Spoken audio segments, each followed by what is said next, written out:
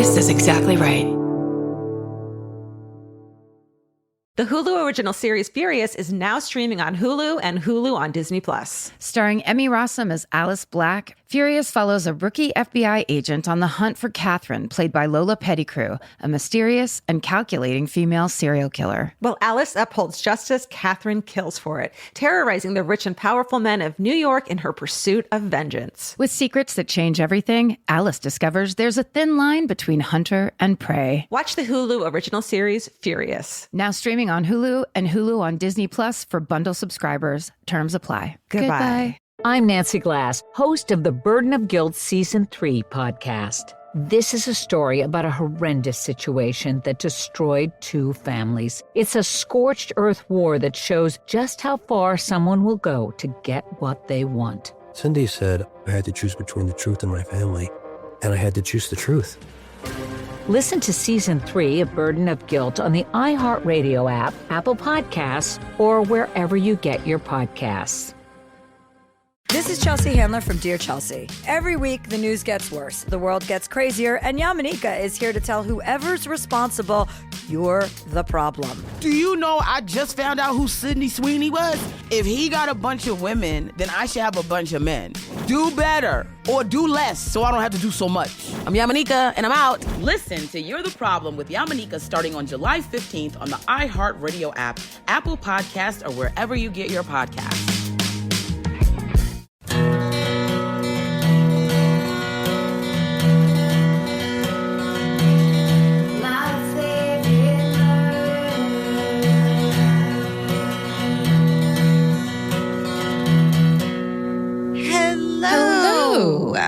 And welcome to My Favorite Murder. That's Georgia Hardstark. Oh, that's Karen Kilgariff. This is a mini-sode. No, we don't do that on this one. No, this is a mini-sode. Why? Because we're professional. We've only been doing it for 6 years. Line. Okay. It's simple. The mini-sode. The mini-sode edition. I don't know. What do Where I we say? read you your shit. Whatever.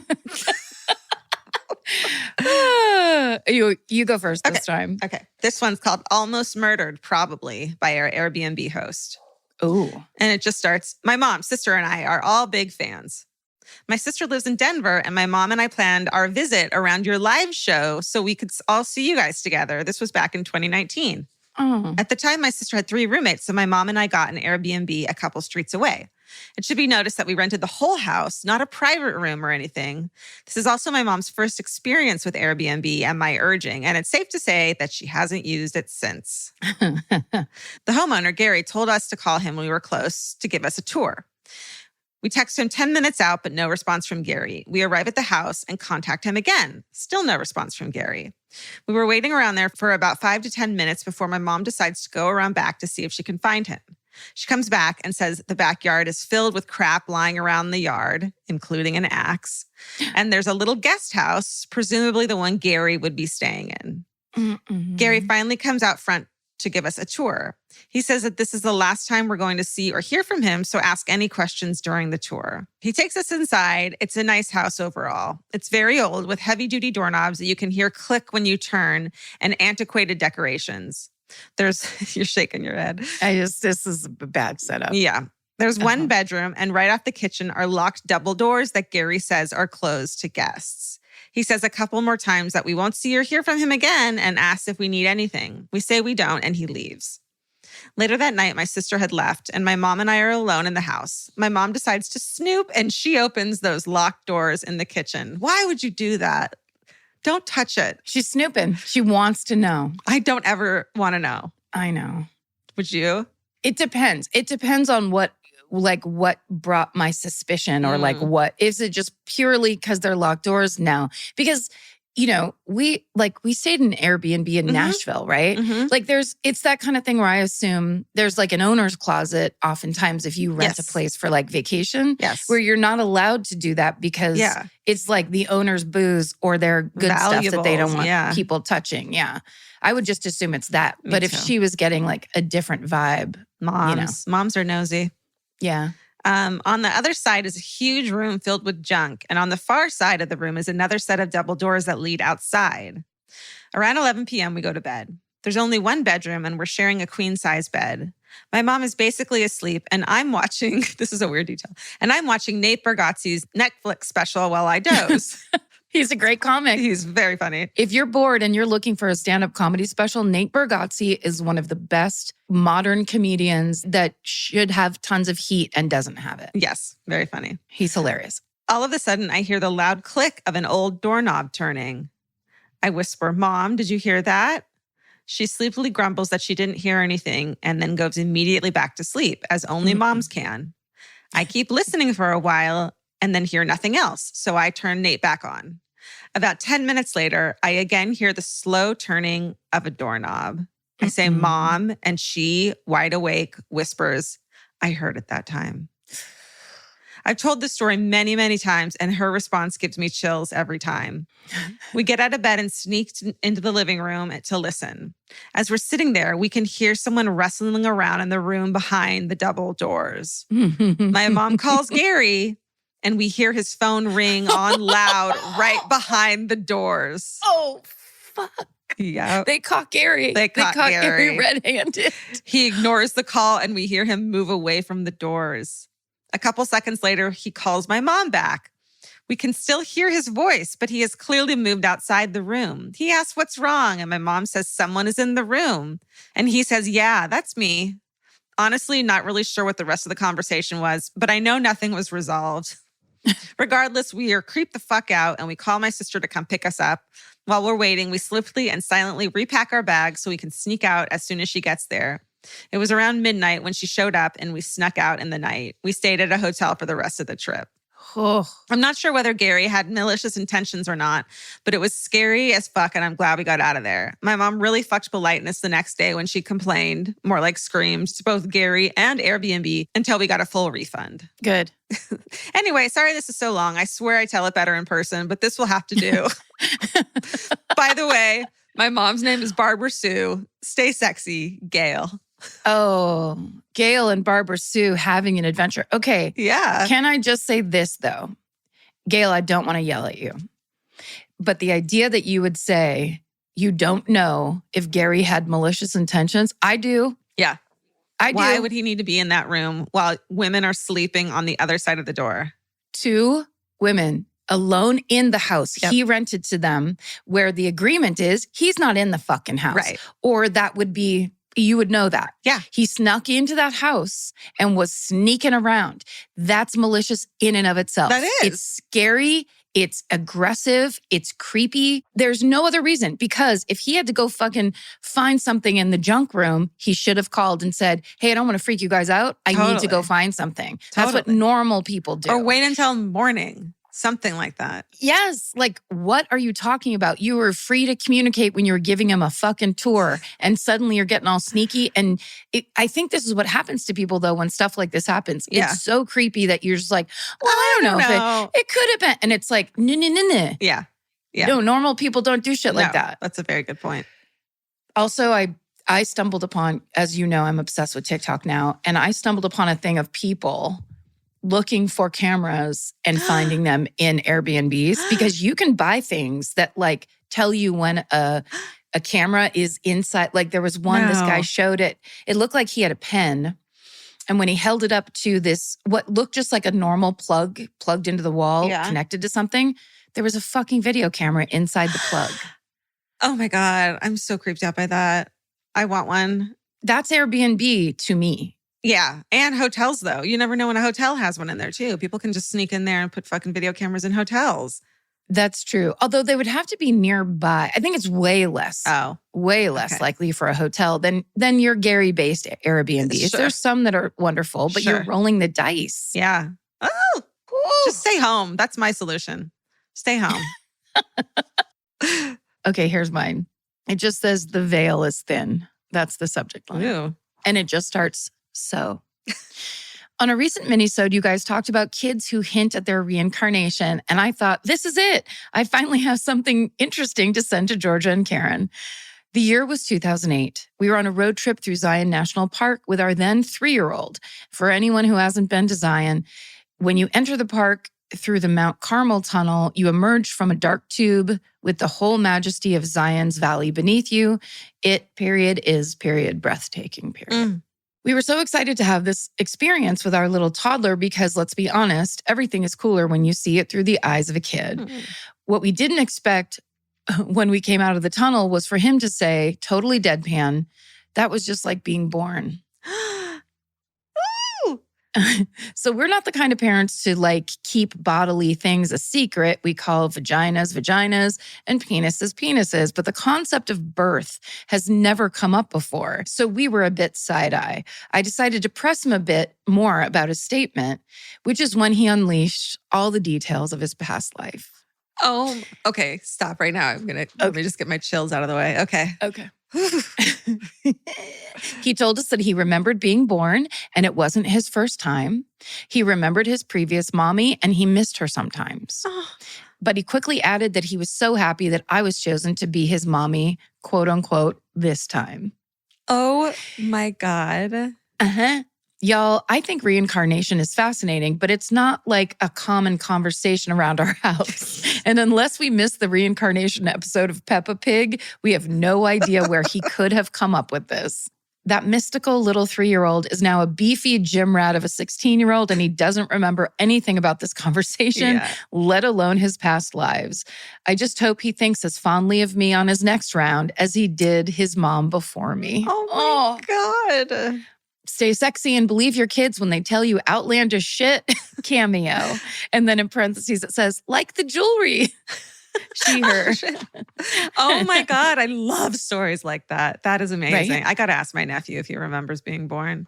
So good. Yeah. 'Cause I love that idea that like, there's things we know that then we lose just from like, because we're around older, other people. Totally. Oh, that's creepy. I love it. Yeah.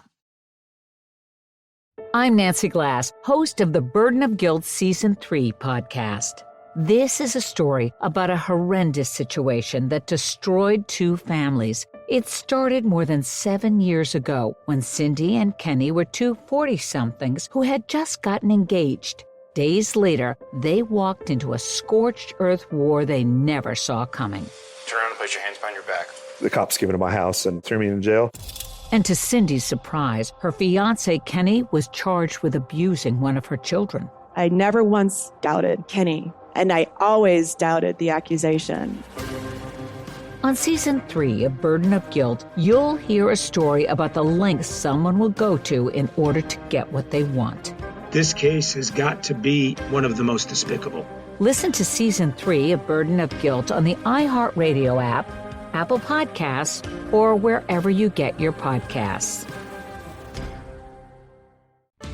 Joy is essential, and it's also elusive.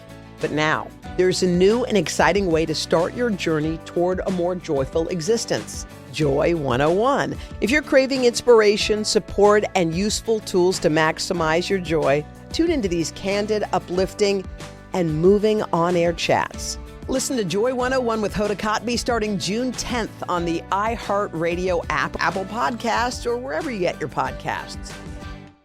I'm Stephanie Young. The hit podcast Love Trapped is back with new updates in the case of Laura Owens. This is CR 2025, State versus Laura Owens. I think she really believes that she still has an out. I'm quite confident that they're up to something. We're following the case live as the criminal charges finally come to a conclusion. Trust us when we tell you, as the victims of Laura Owens, she will not stop. Listen to Love Trapped on the iHeartRadio app, Apple Podcasts, or wherever you get your podcasts. Okay, this one's called Finally My Time to Shine, Big Sister Prank. And it just starts, 3rd time's the charm. I am the baby of my family. Even now at 30 years old, why does it never go away? Which of course means that as a child on vacations with limited bunking, I was relegated to sleeping on random cushions on the floor. I remember that. Remember you take this part of the couch off and you'd have to sleep on it? Motherfucker. And then you'd get too big so that 2 together, you needed them, but it didn't work because they wouldn't stay together. Yep. Mm-hmm. And that's why we have bad backs. Mom. I was reaching my breaking point at around age 6 on a week-long trip to Ocean City with all our aunts and uncles and cousins. I was losing at cards every single night because I was 6. Mm-hmm. I never got dibs on the remote, and I was sleeping on the floor. I decided to turn in early from the beach one afternoon and decompress. But as I retired to my corner, I noticed something sitting directly on my pillow. It was a turd. Naturally, I had a meltdown. The indignity of the situation was too much. My cousins came running to see what was wrong, to find me shrieking and pointing at the perfectly poised piece of shit on my pillow. I'm sorry, this is not normal at all for us, but I just had to read it. My sister, 9 years older than me, coolly brushed past me, leaned down to inspect it, and then popped it in her mouth and ate it.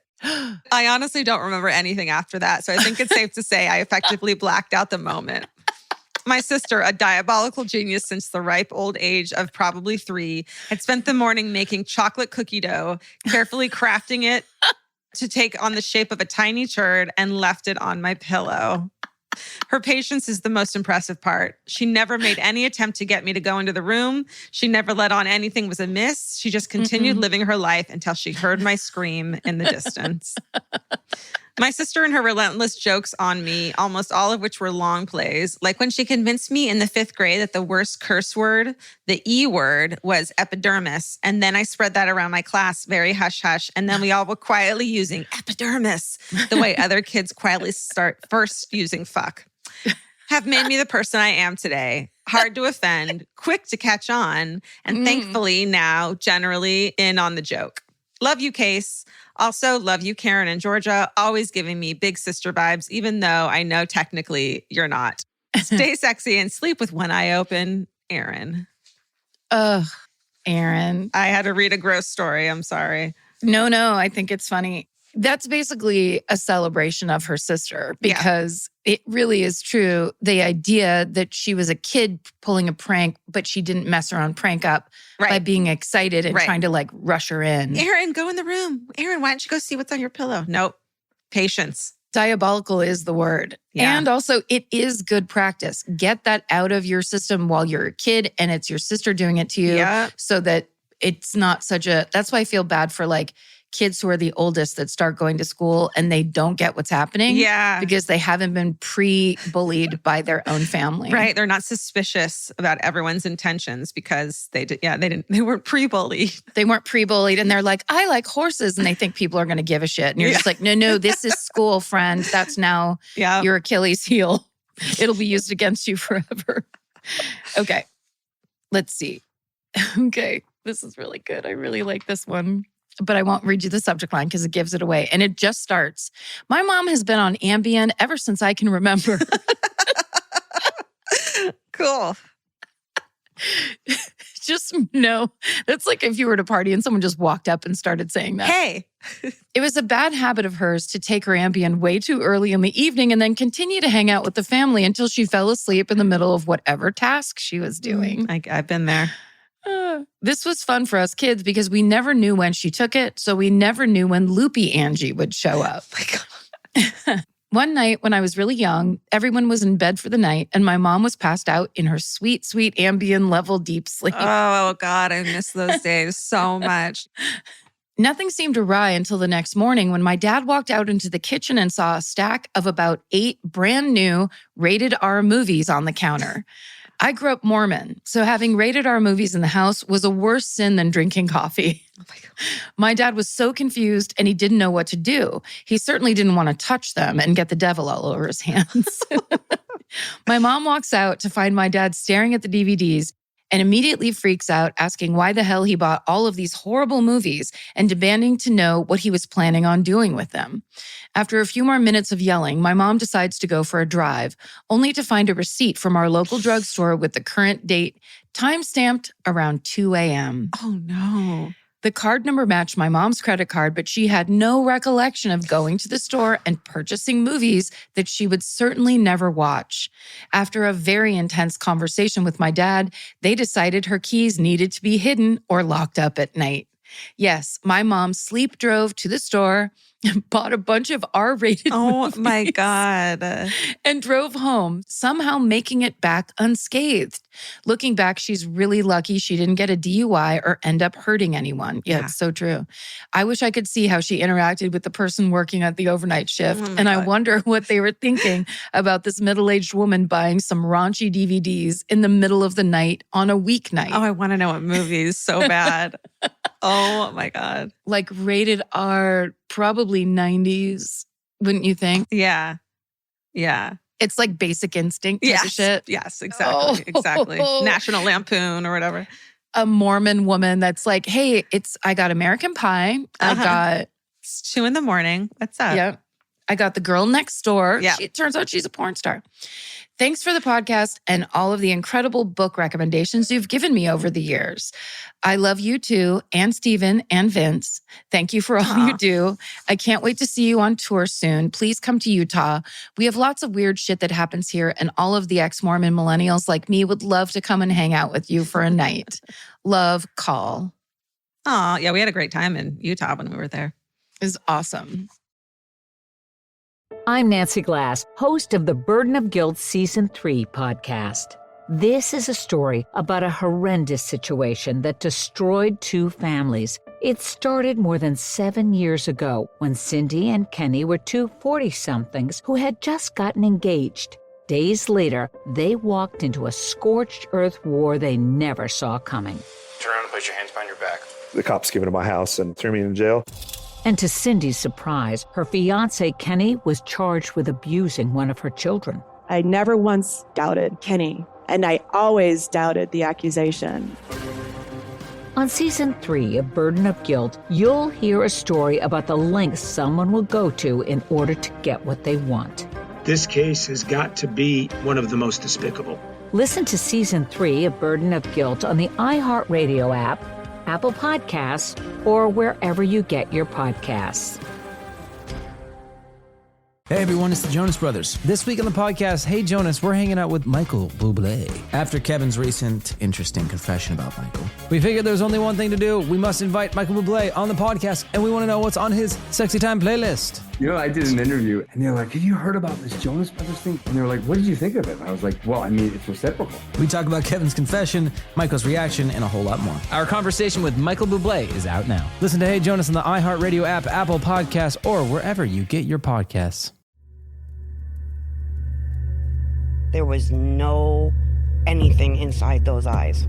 They turned black. It scared the hell out of me. People, wake up! I'm the one that saw the murder take place by Krivak and DePippo. Anthony DePippo showed no signs of remorse, appearing unfazed after being sentenced to the maximum. I said, I'm not guilty. I'll take it to the grave. Listen to The Devil's Quarry in the Bone Valley feed on the iHeartRadio app, Apple Podcasts, or wherever you get your podcasts.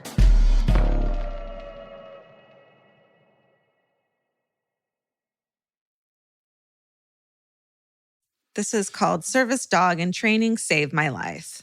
Heartwarming. It's my last one. Hi, Karen, Georgia, Pets, and Steven. In episode 300, you read a story about Captain, the hero puppy. So we're submitting stories about the goodest girls and boys now, right? Right. Right. I volunteer as a puppy raiser for an organization that trains and provides veterans and first responders with service dogs. Oh my God, can you come over and train Cookie, please?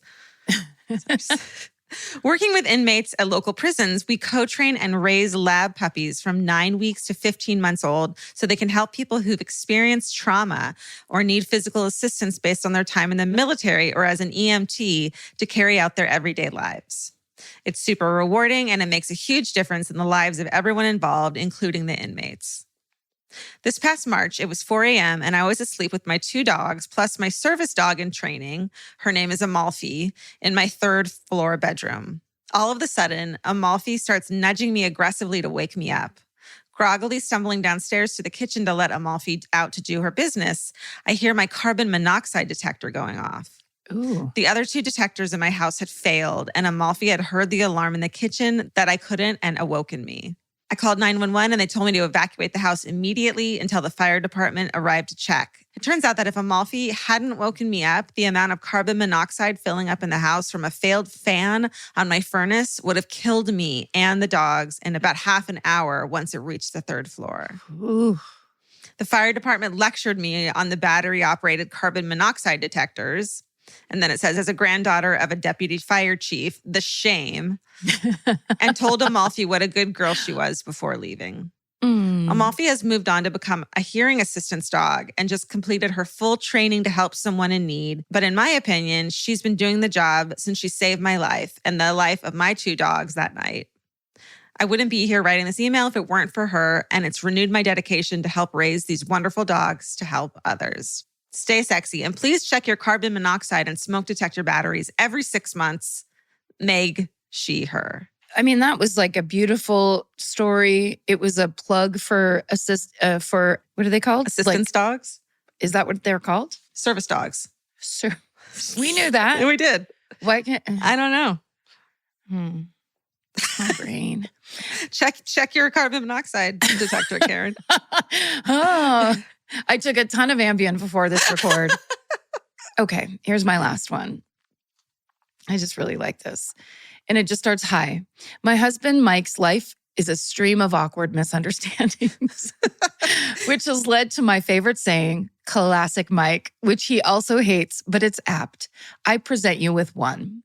When we first met about 15 years ago, he was working for a tobacco shop that threw fancy events at the Union League Club in downtown Chicago, a members-only fancy club for rich people. During these events, the guys who worked at the tobacco shop would walk around and talk to cigar aficionados about cigars and generally help out where needed. My husband was standing near the bar, and an older woman walked up and ordered a martini from the bartender. When it was handed to her, she looked at my husband and said, "Wow, that martini is huge. Can you help me with it?" Seeing that the glass was filled to the actual brim. Without skipping a beat, my husband picks up the glass and takes a huge gulp, to which she immediately replies, "I meant help me carry it to my seat." Yes. Classic Mike. Our life is filled with these later hilarious and in the moment typically infuriating gaffes, including when he once tried to flush a multi-layered cake down the toilet with a plunger. The way that she signs it is, I think of Karen's ghost story often. Jill M. from Chicago. Well, that was the most rando email we've ever gotten. Congratulations. Let's see if anyone can top that. Mike. Classic Mike.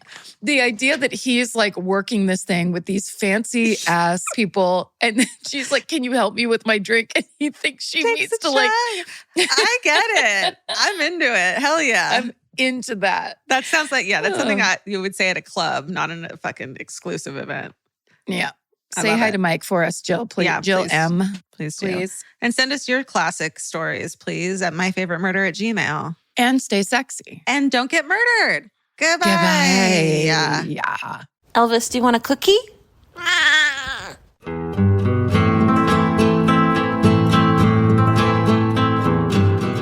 This has been an Exactly Right production. Our senior producer is Hannah Kyle Crichton. Our producer is Alejandro Keck. This episode was engineered and mixed by Stephen Ray Morris. Our researchers are Maren McClashin and Gemma Harris. Email your hometowns and fucking hoorays to myfavoritemurder@gmail.com. Follow the show on Instagram and Facebook at myfavoritemurder and Twitter at myfavemurder.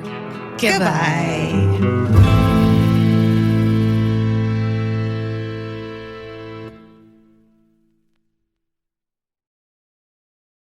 I'm Nancy Glass, host of the Burden of Guilt Season 3 podcast. This is a story about a horrendous situation that destroyed 2 families. It's a scorched earth war that shows just how far someone will go to get what they want. Cindy said I had to choose between the truth and my family, and I had to choose the truth. Listen to Season 3 of Burden of Guilt on the iHeartRadio app, Apple Podcasts, or wherever you get your podcasts. Joy is essential, and it's also elusive. But now, there's a new and exciting way to start your journey toward a more joyful existence. Joy 101. If you're craving inspiration, support, and useful tools to maximize your joy, tune into these candid, uplifting, and moving on-air chats. Listen to Joy 101 with Hoda Kotb starting June 10th on the iHeartRadio app, Apple Podcasts, or wherever you get your podcasts. My first guest is Paris Hilton, Shakira, Luke, and Yerin. You have surprises? Many surprises. Welcome to the Sweet 305 podcast, where the group chat comes to life. What up? You're the only person I know that loves a yellow starburst. It's lemonade. Listen to Sweet 305 with Lele Pons. Open your free iHeartRadio app, search Sweet 305, and listen now.